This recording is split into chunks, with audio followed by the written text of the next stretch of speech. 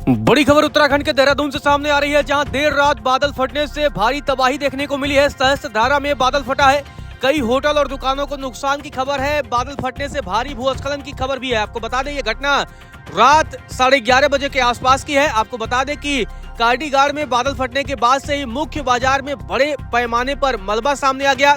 सहस्त्रधारा में ये देर रात बादल फटा है, मुख्य बाजार में मलबा आया है, जिसकी वजह से बहुत सारी दुकानों को नुकसान हुआ है।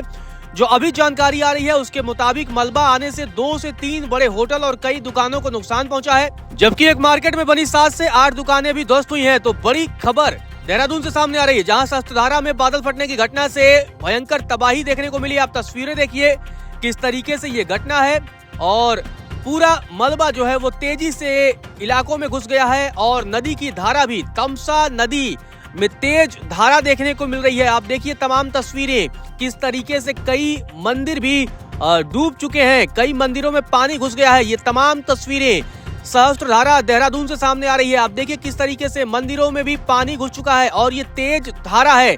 लगातार तमसा नदी में उफान देखने को मिल रहा है बादल फटने की घटना के बाद से, और ये तस्वीरें सहस्त्रधारा से सामने आ रही हैं, उत्तराखंड से सामने आ रही है, जहां आप देखिए किस तरीके से, और ये कई इलाकों में भी धीरे धीरे पानी घुसा है। आप देखिए कि कई जगह सीटें लगी हैं बैठने के लिए, वहां भी पानी घुस गया है। तो ये तमाम मंदिरों में भी पानी घुस चुका है। तो ये तमाम तस्वीरें देहरादून से सामने आ रही हैं, जहां बादल फटने की घटना हुई है, और इस घटना के बाद से ही भारी नुकसान भी देखने को मिला है।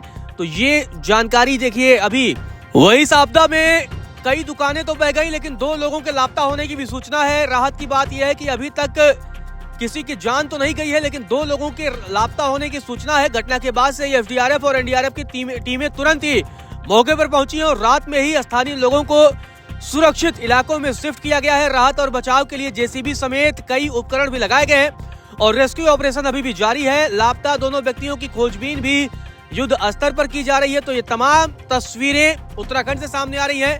आपको बता दें, कई दुकानें क्षतिग्रस्त हुई हैं, जिससे लाखों की संपत्ति के नुकसान का अनुमान है। हालांकि कोई बड़ी अनहोनी अभी तक नहीं हुई है, लेकिन जिस तरीके से ये बादल फटने की घटना हुई है, उसके बाद से जो तमाम तस्वीरें सामने आ रही हैं, वो तस्वीरें डराने वाली है। किस तरीके से तीस्ता नदी का जलस्तर बहुत तेजी से बढ़ा है, और इसमें आप देखिए किस तरीके से इसकी धारा में तेजी से बहाव देखने को मिला है।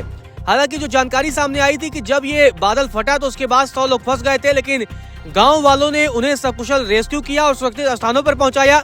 और वहीं इस पूरे मसले पर प्रत्यक्षदर्शियों ने क्या कुछ बताया है, वो भी आप सुन लीजिए। आज सुबह 5 बजे से नदी ने एकदम विकराल रूप धारण करना शुरू किया, और देखते ही देखते जो है पूरी हनुमान जी की मूर्ति भी लगभग डूब गई थी, और पूरा जो टपकेश्वर महादेव मंदिर का जो परिसर है पूरा जलमग्न हो गया। और जो टपकेश्वर मंदिर के अंदर हमारे जो पुजारी गण हैं, जो संत गण हैं, वो लोग बमुश्किल जो है ऊपर निकले, और बजरंगबली की कृपा से, भोलेनाथ की कृपा से, शंकर भगवान की कृपा से सभी सुरक्षित जो है बाहर निकले।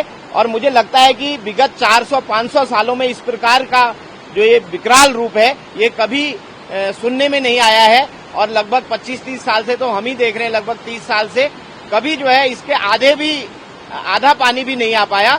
तो इस बार जो है बादल फटने से बहुत ही विकराल स्थिति है, और जो यहाँ पे चारों तरफ जो है काफी नुकसान हुआ है।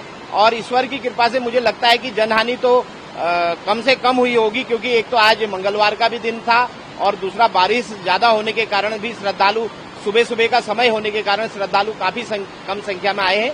लेकिन मैं सबसे आग्रह करूंगा, इस समय नदी तटों में जाने से बचें, और अनावश्यक जो है किसी भी प्रकार से हम लोग नदी की ओर न जाएं, ये विशेष हम लोग ध्यान रखें।